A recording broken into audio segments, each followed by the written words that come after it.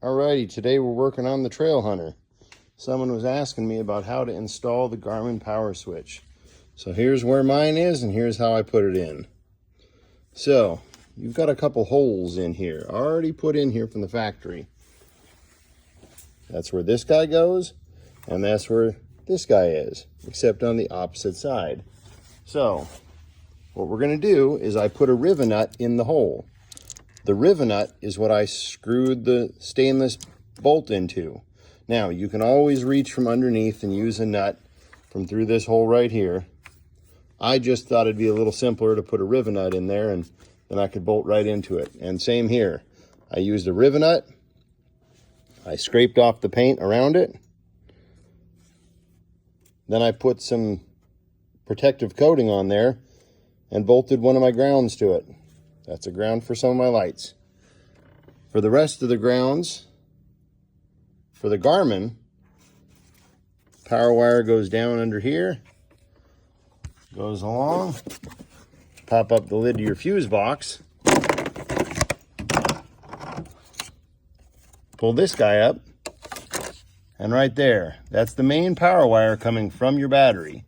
So the Garmin is essentially bolted directly to your battery. And for the ground for the Garmin, I ran underneath, and as you can see, there's a big ground right down here. Underneath the air box, you just pop the air box up, and then you have access to that ground. You simply remove the air box, just pull it out, and you have access to that ground. And then all my accessories get wired to it. So this right here is my Baja S1 lights, and here I have separately for my ditch lights. I have the back lights,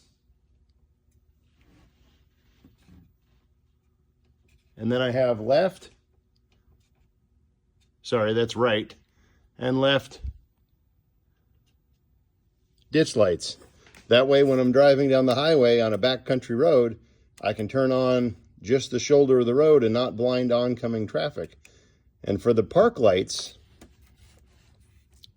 or for the backlights for the vehicle, for the backlights for the accessories, I went ahead and ran one of the wires right here down to the park light on this side. Since it's a trail hunter, it's got an integrated LED light, but it still has the same wiring plug for the park light like the lower trim models have. So I stole power from that,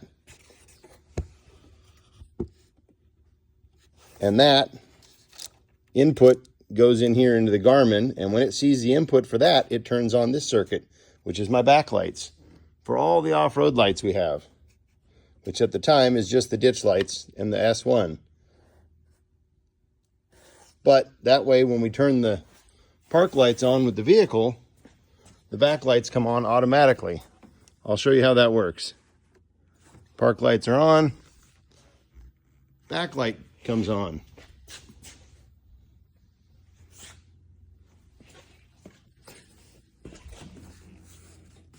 So when you're driving down the road, it gives the backlighting some function. Alrighty, if there's any more videos you want me to make, feel free to let me know.